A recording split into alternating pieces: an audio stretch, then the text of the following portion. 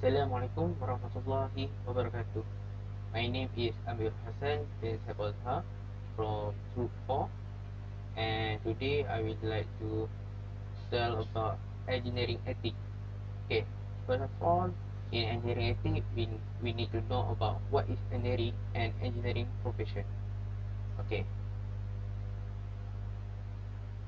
in engineering profession, we will uh, had a definition of engineering, the profession, and the example of profession. Okay, first is the definition of engineering. What is engineering? First, engineering is a branch of science and technology concerned with the design, building, and use of engine, machine, and structure. Okay, it is divided into many disciplines, facilities, and emphasis. Basically, engineering translates science and technological principles and discovery in ways that are beneficial to the mankind. Okay, to put in simple, engineers are appliers of science and technology for the benefit of humankind. Okay, next we will go to the profession of engineering. Okay, the engineering profession. The work that requires is sophisticated use of judgment and exercise of direction. The work is not routine and is not capable of being mechanized. It requires attention from education, not only in practical training and apprenticeship. Okay. The public allow fashion societies of organizations that are controlled by members of the profession to set standards for admission of the profession, to set standard of conduct for members, and to enforce this standard and significant public good result from the practice of the profession. Okay, next we go to example of the profession of engineering. Okay, in the world there are many examples of profession, but in Malaysia we had four common of the profession that we had in Malaysia. Okay, first, the common of the profession of engineering is electrical engineering. Okay, what is the electrical engineering? Electrical engineering is to design, develop, test, and supervise the manufacture of electrical equipment such as electric motor, radar, and navigation system. Also, communication system or power generation equipment. Electrical engineers also design the electrical system of automobile and aircraft. Okay, next we will go to work environment of the electrical engineers. Electrical and electronic engineers will work in industries including research and development, engineering service, manufacturing, telecommunication, and federal government. Electrical and electronic engineers also generally work in office. However, they may have to visit site to observe a problem or a piece of complex equipment. Okay, how to become electrical or electronic engineers? First, you must have a bachelor degree. Employer also need to have a practical experience such as internship or participation in cooperative engineer program. Okay, that is electrical engineers. Okay, we will go to the second example of profession is mechanical engineering. Okay, mechanical engineering is an engineering branch that combines engineering physics and mathematics principles with material science to design, analyze, manufacture, and maintain mechanical systems. Okay, next is the work environment of mechanical engineering. Mechanical engineering generally work in office. They may occasionally visit a site where a problem or piece of equipment need their personal attention. Mechanical engineers work mostly in engineering service, research and development, and also in manufacturing. Okay, how to become mechanical engineering? Like electrical engineering, mechanical engineering also need a bachelor degree in mechanical engineering or mechanical engineering technology. All state and the District of Columbia require mechanical engineers who sell service to the public to the public to be listened. Okay, next we go to the number 3 of the example of profession. And okay, for the number 3 of profession, we have civil engineers is a profession engineering discipline that deal with the design, construction and maintenance of the physical and natural built environment, including public work such as road, bridge, canal, dam, airports, sewage system, pipeline, structural component of building and railway. Okay, work environment of civil engineering. Civil engineers generally work in a variety of locations and conditions. It is common for them to split their time between working in an office and working outdoors at construction sites so that they can monitor operation or solve problems on site. Most work full time. Okay, next, how to become a civil engineer. Civil engineer need a bachelor degree in civil engineering in one of facilities or in civil engineering technology.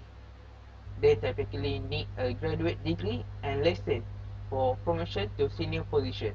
Although license requirements vary by state, civil engineers usually must be licensed if they provide service directly to the public. Okay, and lastly, example of profession in Malaysia is chemical engineering. Okay, chemical engineering is the branch of engineering that deal with the chemical production and the manufacture of products through chemical process. Okay, next is the work environment of chemical engineering. Chemical engineers work mostly in office or laboratories. They may spend time at industrial plants, refineries, and other locations where they monitor or direct operation or solve on-site problems. Nearly all chemical engineers work full-time. Okay, how to become a chemical engineer? Okay, like as the uh, electrical, civil and mechanical, chemical engineers typically need a bachelor degree in chemical engineering or a related field. Some employers prefer to hire candidates who have practical experience. Therefore, internship and cooperative engineers program may be helpful. Okay, that of example of profession of engineering. Okay, next I will show the video of the engineering and engineering profession.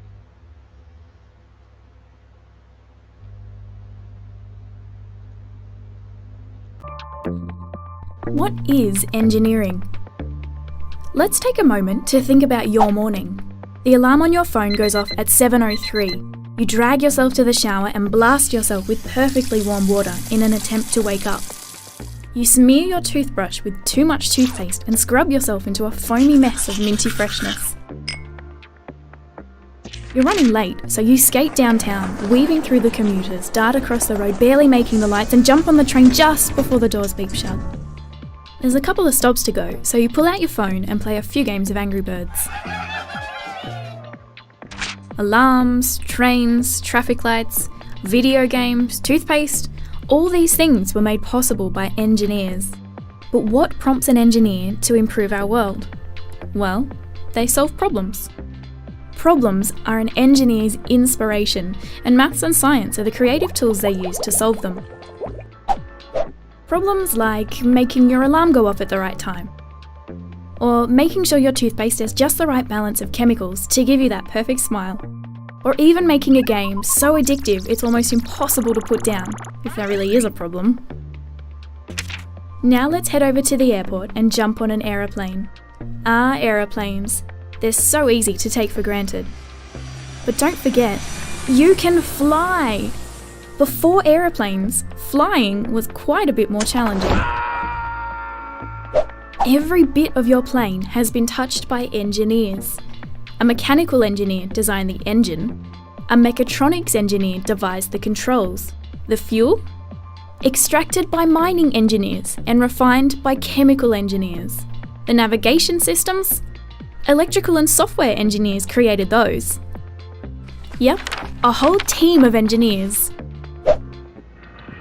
Now we've landed in Dubai, home of the Burj Khalifa.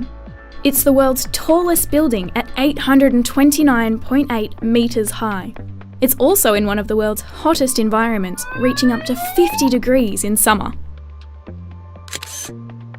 One of the difficulties of building the Burj was trying to figure out how to set 45,000 cubic metres of reinforced concrete in such extreme weather. The solution?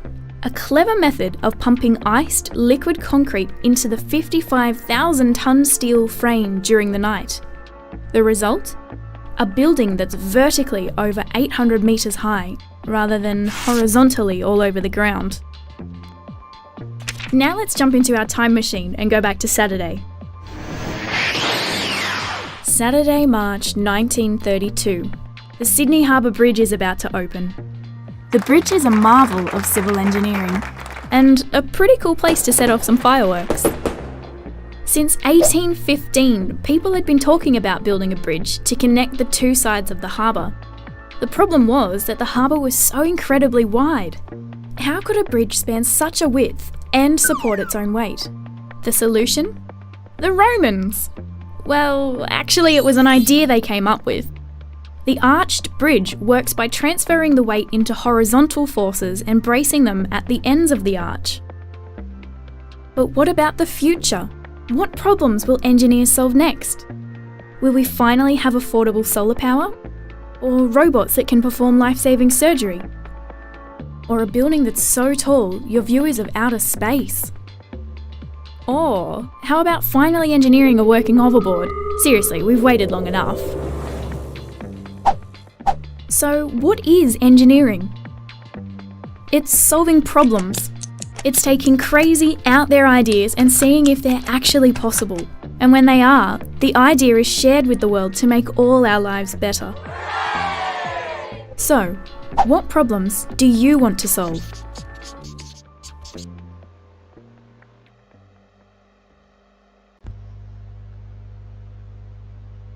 Okay, that's it from the video that you will show about the engineering and engineering profession. There also definition of engineering. Okay. Next, I will show about the engineering profession and relating bodies. Okay. In engineering professionalism and relating bodies, we will discuss about professionalism and also professional bodies. Okay. In the professionalism and leadership of engineering, first, professional and those working in a knowledge profession exercise specialist knowledge and skill. Okay, and next, professional are capable of making judgment, applying their skill, and reaching informed decision in situations that are generally public cannot because they had not attained the necessary knowledge and skill. Okay. Thirdly, professional ethics encompass the personal, organizational, and corporate standard of behavior affected by professional. Okay, fundamental canon.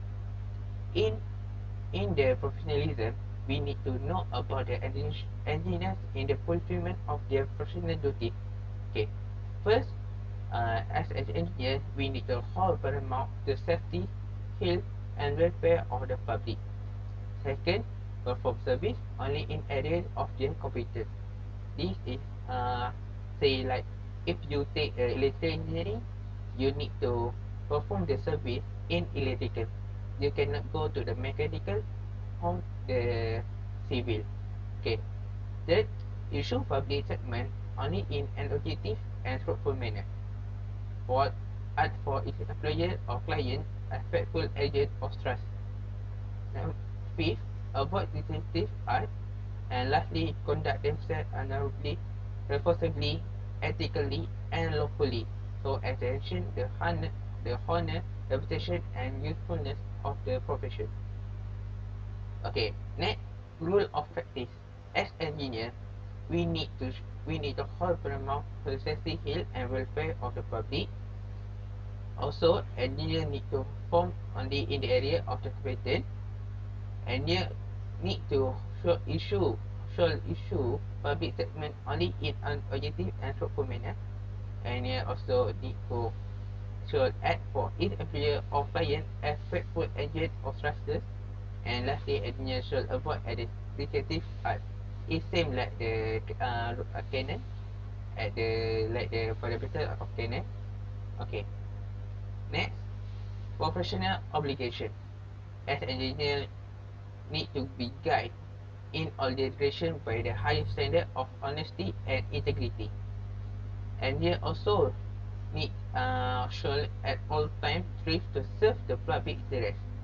And third, engineer should avoid all conduct or practice that deceive the public.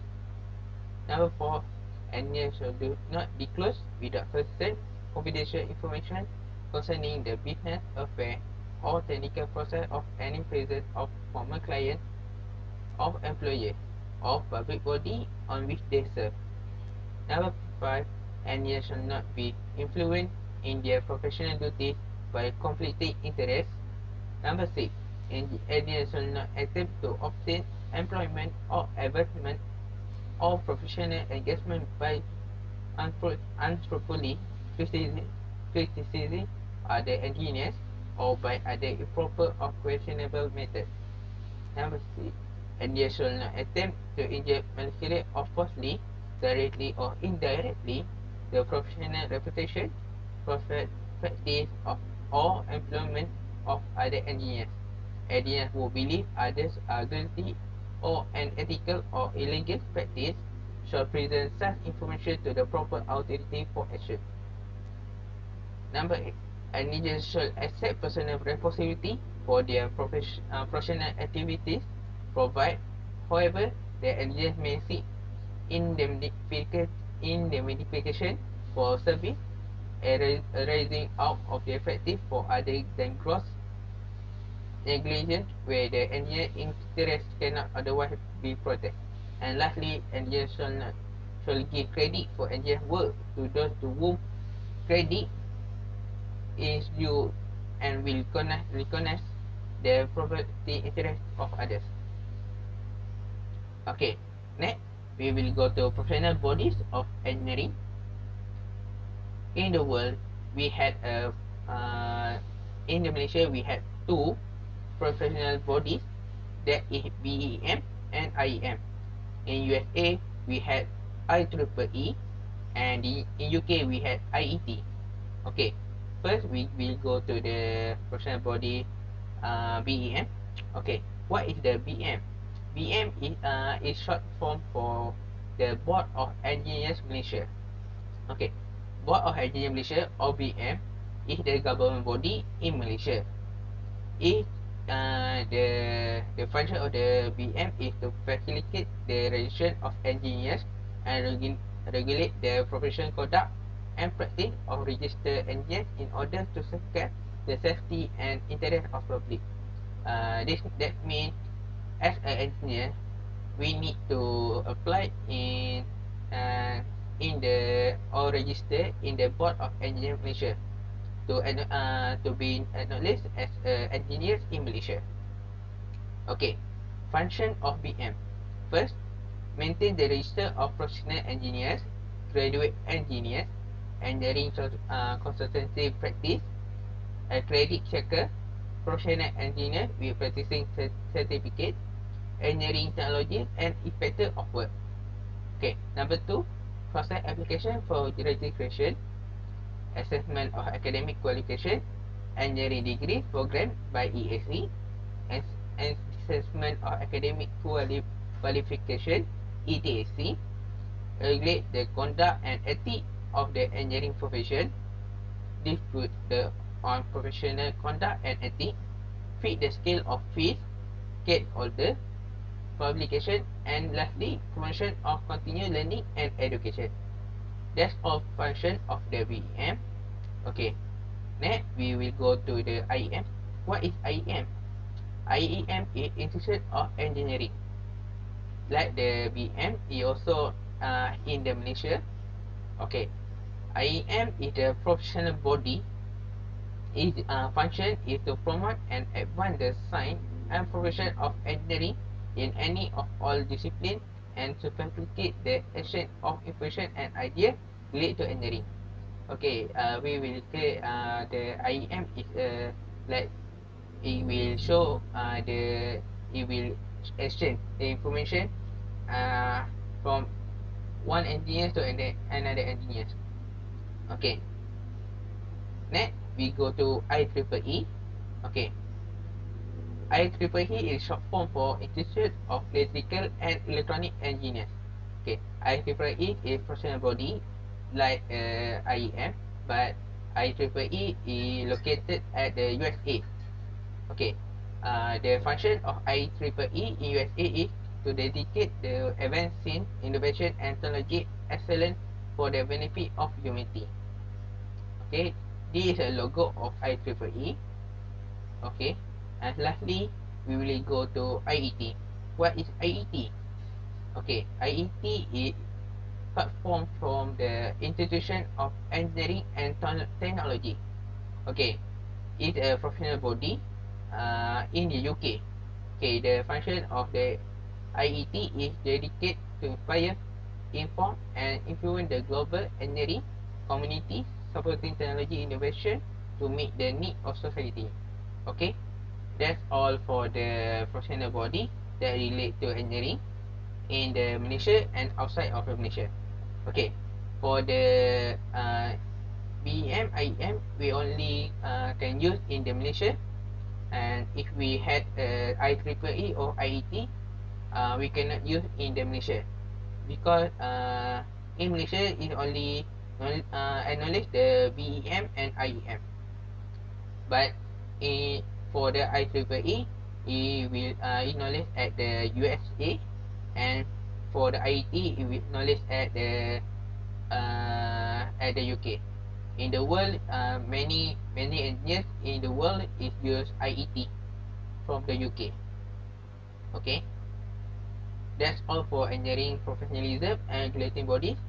Okay, okay. Next, we will go to the another groupmate of me. Okay, that's all from me. Thank you for listening. Okay, thank you very much. Assalamualaikum warahmatullahi wabarakatuh. My name is Muhammad Fakun Naim bin Nasaruddin, and today I'm going to present a subtopic of engineering ethic, which is moral values, code of conducts and ethics, and engineer liabilities and obligation. Okay, first of all, moral values, code of conducts and ethics. Okay, what is moral value, code of conduct, and ethics? Apart from the law, an engineer is guided by several other items as well. And the items is moral value, ethics, and code of conduct. What is moral value? Moral value is principle in which engineer profession should be based on. Then ethic is an engineer judgment of rightness and wrongness of an action based on the moral conduct. And lastly, what is code of conduct? Code of conduct is acceptable conduct on how an engineer should behave at all times when conducting his profession. Let's go further into the detail of each of the item. First item, moral value. Let's read this description. Engineer create products and processes to improve food production, shelter, energy, communication, transportation, health, and protection against natural calamities, and to enhance the convenience and beauty of our everyday life. Based on this description, engineer shall hold the paramount the safety, health, and welfare of the public in the performance of their professional duties. Next, for the code of conduct. Code of conduct is a set of rules that must be followed by all professional engineers in executing their professional field of practice, which cover the following characteristics. The first characteristic is professional in the same discipline institutionalize themselves into the professional body with recognized standard of academic and practice qualification for membership. And the second characteristic is the professional body has a code of ethics to govern the conduct of its member and disciplinary procedure in event of breach of such code. And then for the last one, which is ethic. Ethic or moral philosophy is a branch of philosophy that involves systematizing, defending, and recommending concept of right and wrong conduct. Ethics seek to resolve questions of human morality by defining concepts such as good and evil, right and wrong, virtue and vice, justice and crime. So that's all for moral values, codes of conduct and ethics. Next, before we proceed to the next subtopic, which is engineer liabilities and obligation, I would like to show a video related to moral value, codes of conduct and ethics. So let's go.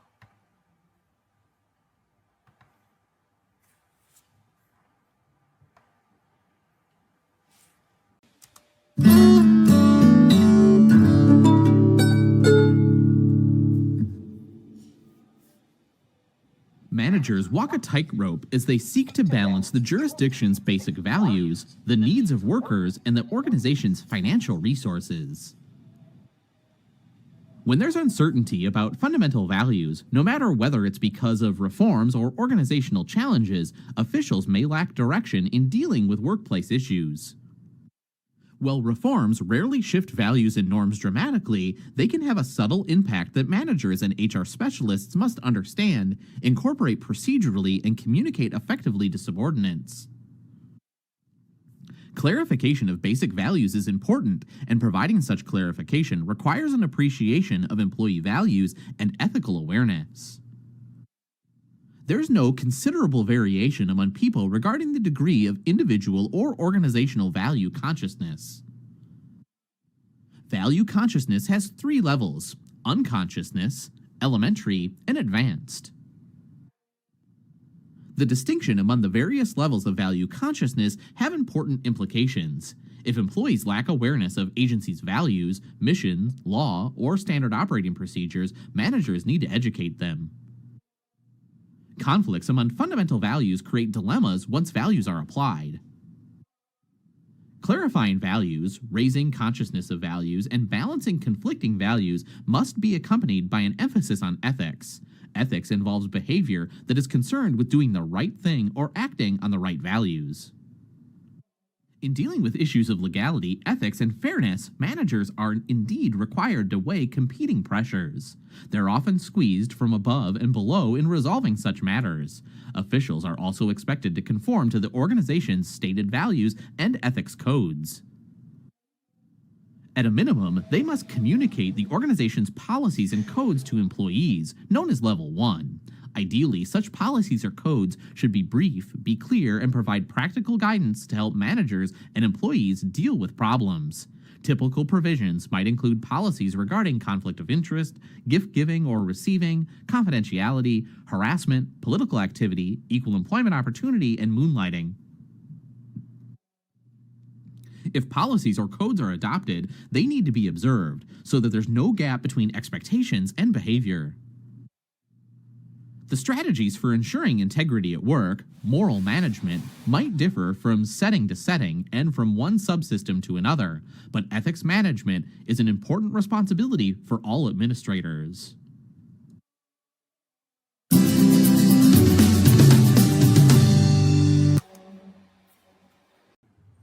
Okay, next we're going to move into the next subtopic of engineering ethic, which is engineers, liabilities, and obligation. Okay, engineers have their own liabilities and obligation that they need to follow and practice.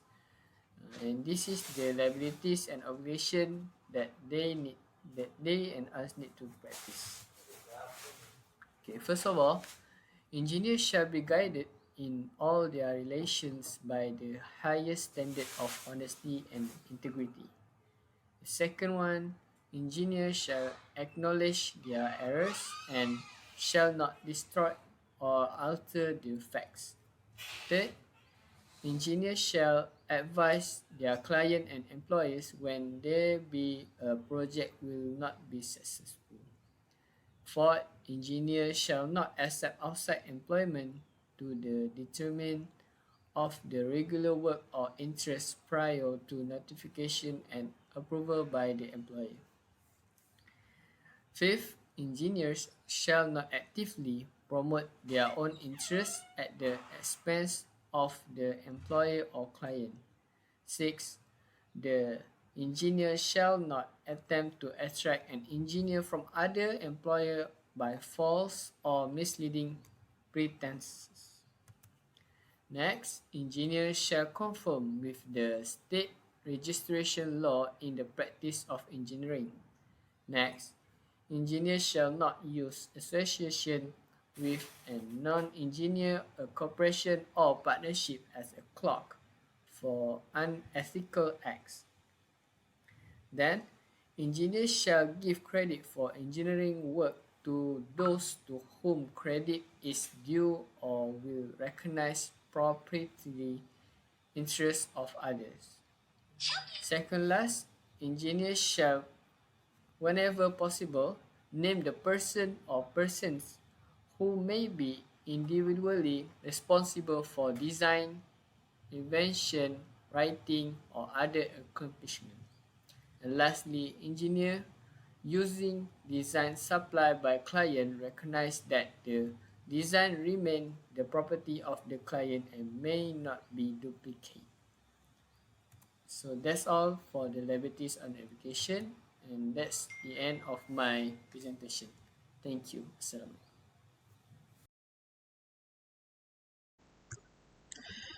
Assalamualaikum warahmatullahi wabarakatuh. My name is Muhammad Shafiq bin Salahuddin. Today I'm going to share you about professional negligence. Okay, for professional negligence, what is the definition of professional negligence? Professional negligence is a breach of the duty of care between professional and their clients. The duty of care is a common law arrangement where the client expects a level of professionalism and standards commonly held by those in the profession. Professional negligence occurs when a professional, such as lawyer, insurance broker, accountant, architect, financial advisor, or engineer, fails to fulfill their professional duties or obligation that they were hired by their client to fulfill. For example, for us as electrical engineer, if we fail to fulfill our duty as electrical engineer, so the professional negligence occurs. Okay, to bring a claim professional negligence, there is three main elements which are duty of care, breach of duty, loss suffered. So let's take a look for example of this element. Next, we will be looking into the elements of professional negligence in contract. Stay tuned. The essential element is that the solicitor owed a duty of care, and that duty must have been breached by the solicitor, which causes loss, whether to a physical asset or pure financial loss. An action for breach of contract accrues at the time of breach, and the actual damage which follows the breach is not obvious or not immediate, as it will take some time for us to realize that there is a breach of contract and to bring an action for professional negligence.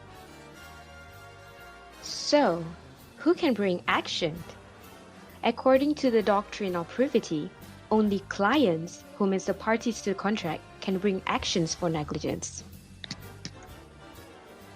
Solicitors can be made liable for breach of contract if the client can show that the act or omission comes within the scope of the contract of retainer or warrant to act. Here, there exists a contractual relationship or fiduciary duties between lawyers and clients. Membosankan. Okay, let's move on. So the first element to claim the professional negligence is duty of care. Duty of care is a broad legal definition that protects individuals from others that engage in activities that could potentially harm others if proper precautions are not taken. If proper precautions are not taken. For example, a manufacturer has a duty of care to the consumer, as the consumer will assume that product he or she is buying is safe and adheres to standards set by the government and common practices. For example, of this is a food. When you want to buy a food, the consumer, I am a Muslim, we want the food is halal, so it's safe for us to eat it. So it's the duty of the manufacturer to make a halal food for their customers. So another example is a car or vehicle.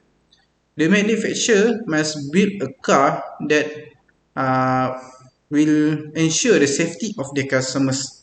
For example, the safety system, the brake system, the airbag system, and many more must be in excellent and good performance so they can ensure their customers' safety. So let's move on the second one, breach of duty. The professional did not conduct a service to the best of their ability. So additionally, the professional may have a breach of duty or claim if the professional assistant didn't reach a reasonable level for someone in their position. So someone in their position doesn't have qualified to sit on their position. So the doctor, for example, the doctor will, when the doctor treats a patient, and is the degree of care that exercised by the other competent professional under similar circumstances.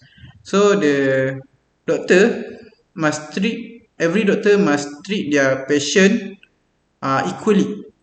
For example, patient A, Dr. A will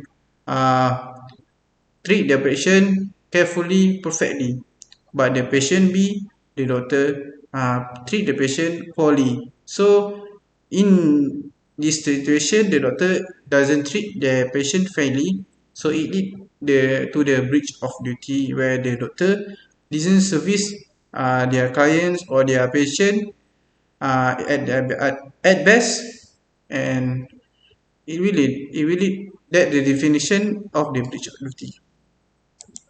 So the third one is loss suffered. So of course that when the accident happen or the tragedy happen, or the professional negligence action happen, there will be loss or something effect. For example, in accounting, in the financial, if the accountants calculate the value of financial wrong, so the company will have financial losses. So based on the previous example for the doctor, for the health, if the doctor treat the patient poorly, the health of the patient will become worse or may lead to the death. Okay, let's move on for the few example of professional negligence. So the common example that I giving to you as before, an accountant giving poor financial advice which cause as a client to miss out on a certain tax relief and suffer a large tax bill. So when the accountant give a poor financial to their customers or client, it will affect the client financial. Another example, a conveyancer missing a crucial piece of information in the purchase of a property which significantly affect its value. So this happen when we want to sell something. We want to sell house, for example. The house price is 1 million, for example, 1 million. So the seller sell the house without having a brief or look the every information about house. So the house exact value or is 1.2 million. So over 0.2 million will affect the company because it will have a losses because the seller give the wrong value of price to the customer. So another example is about medical profession as a doctor. Give the wrong medication to the patient. So the wrong medication will affect the customer health, will lead to severe injury, or even worse is death. So another example is an architect drawing up plans for a residential extension which does not comply with planning permission, resulting in the client having to demolish and rebuild their extension. So in this example, the architect draw the map wrongly and it will affect the community. So the the house or the building is not safe. I will show you a few example. One example of this is this common example, this situation. Okay, I know, as you know that when we talk about building, we know that the Highland Towers. What happened to the Highland Towers? In 19 December 1993 at 1:35 p.m. afternoon, the tower block 1 of the Highland Tower collapsed. So what happened in this tragedy? So in this tragedy, 48 dead bodies were found and many unknown bodies is not found in this building. Only 2 survivors were found when the building collapsed. After the building collapsed, only 2 survivors were found, and the other remain unknown, and the 48 bodies was found. So in 1993, this building was very famous. The building was made for the very high quality. The building was made for the rich people on the top of the hill, so the view is very beautiful. But why the quality building was collapsed? So based on this picture, we can see that the tower or block 1 collapsed after 2 weeks of continuous rain speed through cracks in the soil. As you can see here, the rain was continuously dropped for 2 weeks long, and the water, the underground stream was overloaded, and this pool is also overloaded. Then the soil will become wet and will full of water. So what happened is here that this is the normal before the rain. The pile here, there's a 4 pile holding hold the building, where the pile is made of the big concrete and large. They will hold the full building. The pile is in the underground. So after 2 weeks of heavily raining, the soil and water will be mixed together. When the soil is mixed together, the pile will not in the exact position. As you can see here, the water on the soil push the pile a little bit, and the pile is not in the position to hold the building. So therefore, when the pile is not hold the building will shake or crack a little bit. As you can see here, the pile over here is not holding the building, so the building will collapse or sideways. So based on this situation, whose fault is that? So in this situation, that the fault is the engineer that built the building, where they doesn't research about this land or the hills, and the geology also is in fault position when the geology is not inform the engineer to about the soil condition, or is it safe to build the building. So until now, the Highland Towers, the remaining two towers, there's no one live there, so it will become the haunted place.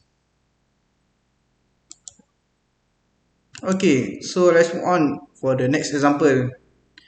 So as you can see here in this picture, is a car was hit by a concrete rock. So it happened at Lebuh Raya, Lingkaran Tengah 2, MR2. A woman was almost killed when her car was hit by a concrete from the highway construction structure that fell on the middle ring road to MR2. The car was below, and there's a road construction over her head. So this is a very scary tragedy, where the woman or the highway user doesn't know that doesn't ready for this tragedy. This tragedy will happen anywhere, anytime. So why this tragedy happen? So as you can see here, the concrete itself is not located at the Z location of the road. So you can see here, the concrete fell one piece on top of the car. So as you can see here, the rock is not is by using a poor material, the road is not cannot hold the concrete, so the concrete fell. By when this happened, because of the material is used is very low quality. Low quality means low safety. Okay, as you can see here, the highway user is scared to use this land, the road, because this tragedy. As you can see here in Shah Alam area, in the section 7 area, there was a road building there, and we must also carefully to cross the roads at section 7 in front of the jackal. There is a road was built at there, so we must carefully when we cross the road. Okay, next example is related to our field study, which is electrical engineering. As you can see here, the transformer in PMU Jelutong Heights, Bukit Jelutong, Shah Alam, Selangor, was on fire. As you can see here, in 9 November 2021 at 3:47 afternoon, the transformer is on fire. The reporter said that the factor of the reason of this tragedy happened is by lightning. So as we learned that the lightning in our study, we know that the lightning there is a thing that will connect to the lightning and flow the current to the ground. So as you can see here, the lightning was struck at the transformer. This is because the lightning safety, or the lightning device is not work properly. So which one is the factor? Is because the transformer was hit by the lightning and will cause a fire, and it will consume high losses not just the cost, the transformer value, but the customers will not have electricity for such a period before the, so it will cost a lot of people when the people want need to use energy for their life focus. For example, industry, they need electric or energy to run their machine. So if this happen at PMU, so the electricity cannot flow to the other customer or the load. So based on this, what he learned that there is three main factor of this incident. First of all is lining. Okay, the second one is maybe the transformer is not well maintained. The oil in the customer or the protection in the transformer is not maintained or not fully function. And the third one is maybe the generator or the transmission line flow the current, overload current to the transformer. Maybe the overload current was not capable. The transformer is not capable to carry on the current or the power, and it will lead to the transformer to explode, which leads to the fire. Okay, let's see the causes of professional negligence. First one is conflicting advice. When a professional advise the workers, so there is a conflict. Maybe the workers doesn't do their job well, but the professional or the engineer have told the customers, had told the workers to do their job. So there is a conflict in advice or conflict in communication. So the second one is low communication or making excuses. The professional doesn't have a communication well with their workers. If the professional do their job, do give information to their workers, the workers doesn't make excuses to do their job, so there's no professional negligence. So the third one is condition seems to be worsening or not improving. The professional doesn't improve his skill, or he will came to the work in the worst condition. For example, sickness. The workers or the engineer came to work in worst condition. For example, the sick, so they cannot do their job well. Sometimes they will do their job just simple, just want to complete it but not perfectly. Okay, what is the effect of professional negligence? First one is cancellation of registration of an engineer or profession. So the profession or engineer will lose their jobs. Financial losses, cost. For example, such as previous example, the transformer explode or in fire. So the ITNB will have a financial losses to build up another transformer, to use another generator to produce power, so and so on. So the customer trust. So the customer trust. When we sell a product, for example, we want to sell food. The food we sell previously is not safe. There is not halal in the food. So the Muslim users know that the previous food is not halal. So after that, the users will not buy the food and at the company. So the company lost their trust, customer trust. So even though the company have improved their quality, the customers also maybe some customers have trust and trust the product, or some will buy another product even though the company is improving another product. So customers trust is very important to have a good profit. So what is how to reduce claim of professional negligence? So First one is precise contract, right? Contract that clearly outline the nature of scope of work. For example, here the professional or engineers wrote the scope of work for their workers, so their workers will do their job goodly or perfectly. So the second one is set realistic expectation, discuss outcome with your clients. Discuss outcome with your client before. For example, for the car, the clients want this price, so you set the safety of this price. The higher price, the higher safety. Of course, you get the higher safety. So the third one is establish regular communication. Get a clear communication with your client. Always contact your client after they buy your product to ensure your client trust. So the last one is keep learning. Keep up to date with the latest development in your field. Always improving yourself and improving the company.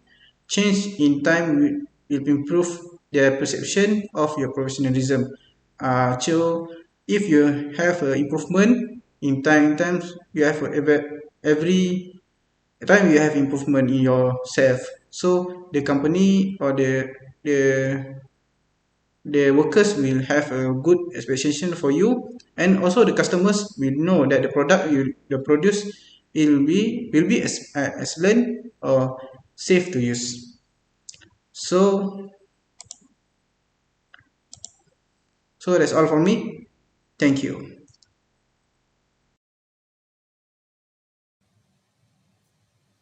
My name is Syed Muhammad Nazmin bin Syed Abdul Aziz. So I want to explain about navigating ethical dilemma. So for the definition, what is ethical dilemma? Ethical dilemmas are common in your workplace.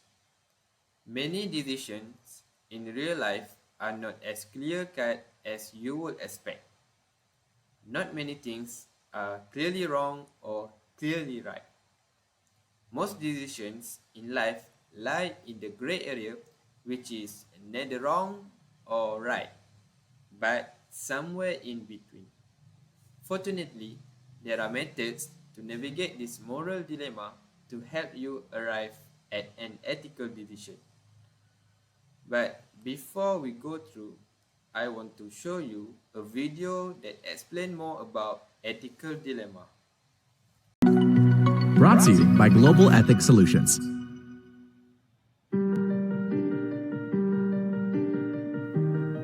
No matter how hard you may try to avoid them, ethical dilemmas do occur. However they happen, you need to have a system in place to deal with them effectively.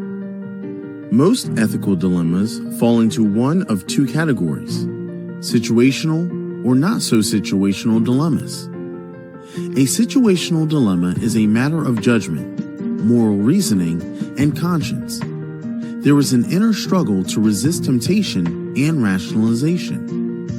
Not so situational dilemmas happen despite your best efforts to prevent them. They can cause you the most stress and anxiety. They require a decision-making model that allows you to clarify the situation and offer constructive alternatives.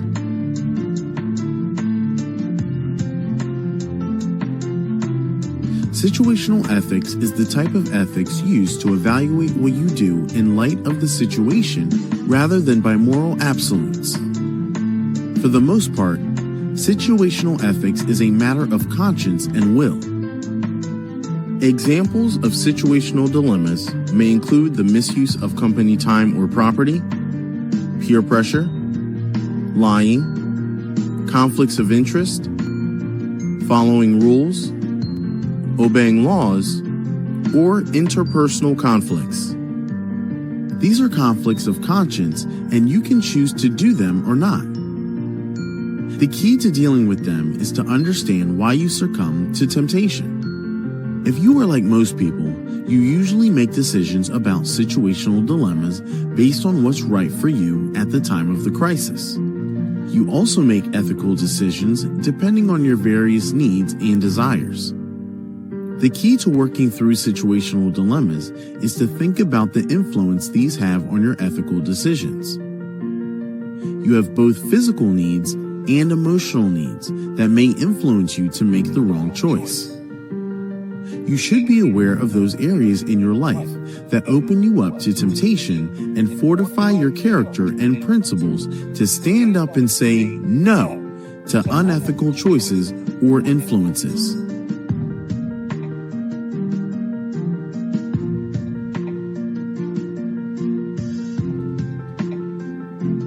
No matter what the situation at hand or how ambiguous it is, you have to make a choice and stick with it.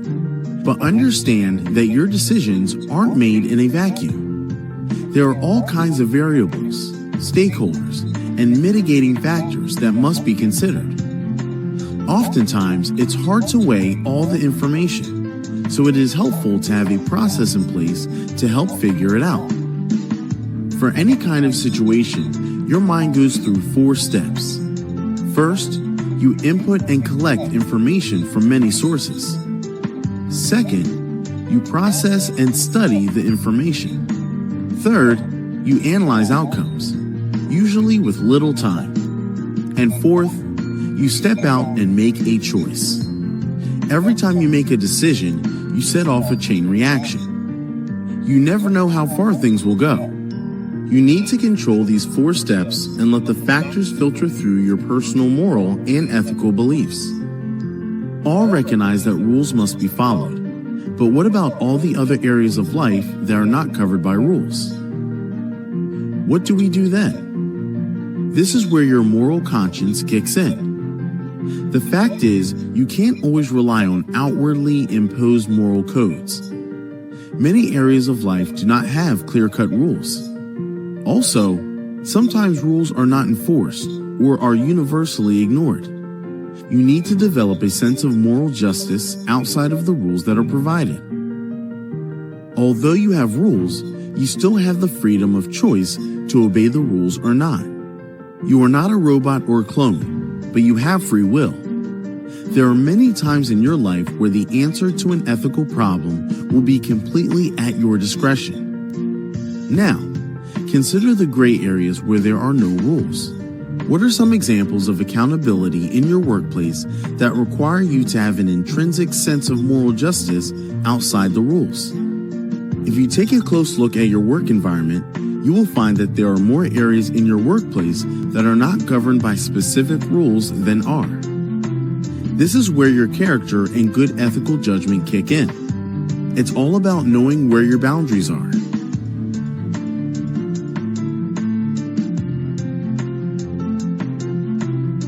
Even the most honest, ethical person will eventually find himself or herself in the middle of a crisis, and it's not because of anything he or she did. No matter what you do to control the ethical situations in your life, not so situational or critical dilemmas will come your way. These kinds of workplace dilemmas may include harassment and discrimination, unethical or illegal orders by supervisors, organizational problems, corruption, the behavior of others, including coworkers, customers, or vendors, and situations out of your control. Remember, you may not be able to control the situation, but you can control your reaction to it. You are not helpless. You need to jump in and take control so that your ethics and values are influencing and driving the situation and not the other way around. So, the key to working through not-so-situational dilemmas is preparation and planning, clear thinking, courage, strong character, good communication, and perseverance. This is a Global Ethics Solutions presentation. Okay, next we go to the methods to navigate ethical dilemma. So, the step is, first, gather the facts. Second, define possible considerations. Third, apply relevant principles. Fourth, rank values and principles. Then fifth, morality check. So, if you want to understand, we go to the example of the situation, which is example 1. The situation is, Your boss has just told you to dispose a slightly hazardous waste by dumping it into a lake, which is used as a drinking water supply. The resulting concentration of the waste will be 5 ppm and the EPA limit has been set at 10 ppm. The chemical can be effectively removed by the existing water treatment system. Therefore, at 5 ppm, no health problem would be expected and the material would be undetectable by consumers. However, the water will produce a slight distaste to consumers. What should you do? So we use that steps to navigate ethical dilemma, which is the first step is gather the facts. So first, hazardous waste to be disposed in the lake. Next, lake used as a drinking water supply. Next, concentration is still within safe levels and within government regulations. Then, cost for proper disposal is substantial, and then water will taste different. And after that, we go to the next step, which is define possible consideration. So, first is the amount to be dumped enough to harm the environment? Will dumping cause harm to the community? What would be the cost to be compared to dumping the waste properly? Will not following the orders affect your career? Will dumping affect the quality of water significantly? Is there any other better alternative to this problem? So, in this method, we have special method that we call creative middle ways. Creative middle ways method help you to avoid ethical dilemma by proposing an alternative solution that does not require you to make a decision on the previous dilemma. So we go through. First, dump in an unused lake or sewage system. Is there any cheap and proper waste disposal? Develop in-house water treatment system and then add other chemicals to make it less toxic. And after this, we go to the next step, which is apply relevant principle. So from this situation, we list all of the considerations which are harm to the environment, harm to the community, cost compared to proper disposal, carrier effect if disobeyed, and water taste. And then, after we list the consideration, we give the rank, values, and principle, which is the step 4. So for all the consideration, we gave the ranking. So for the harm to the environment, 6, harm to the community, 6, cost compared to proper disposal, 7, carrier effect if disobeyed, 7, and water taste, 5. So we got the total score, which is 31 over 35, this is highest score. So we can get our decision, which is dump it into the lake. So if you get the highest score, so you need to follow what you have to do. And then we go to the next step, which is morality check. How would it make you feel if you told your boss about your decision, which is authority check? How would it make you feel if you told your child about your decision? This is inner conscience check. Then how would it make you feel if you told your colleague about your decision? Peer check.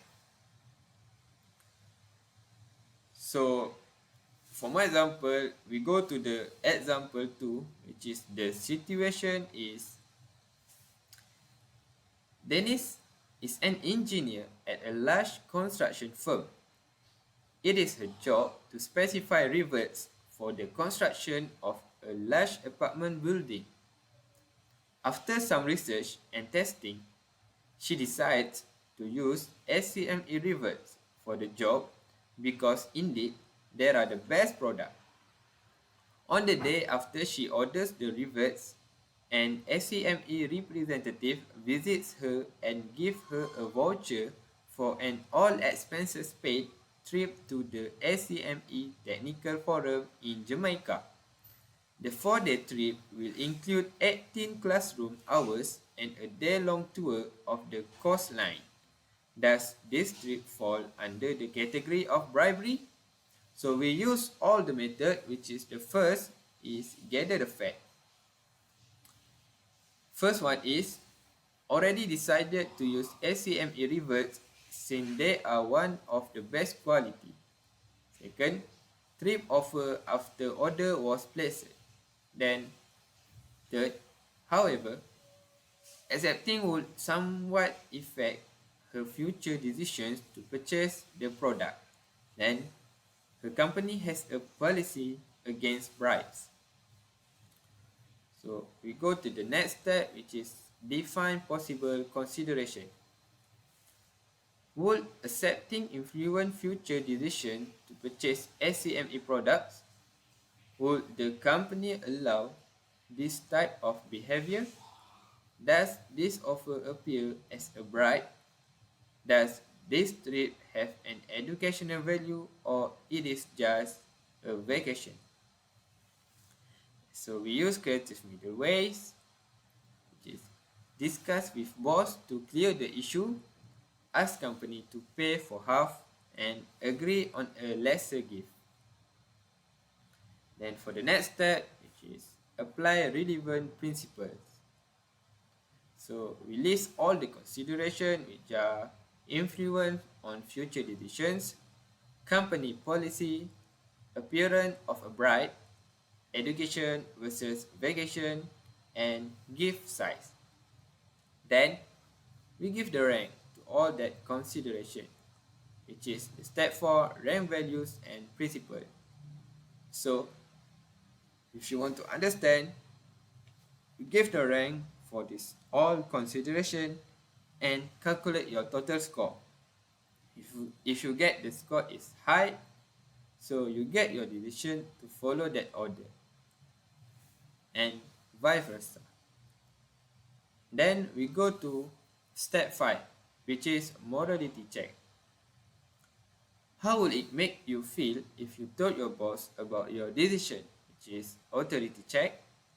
How would it make you feel if you told your child about your decision, which is inner concern check? Then how would it make you feel if you told your colleague about your decision, which is peer check? So that's all the method we use to navigate ethical dilemma.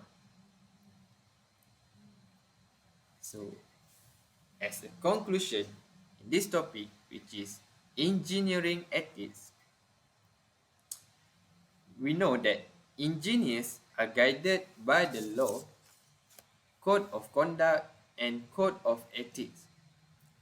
As individuals with specialized skill, engineers are liable for negligence if they are not professional in their duties.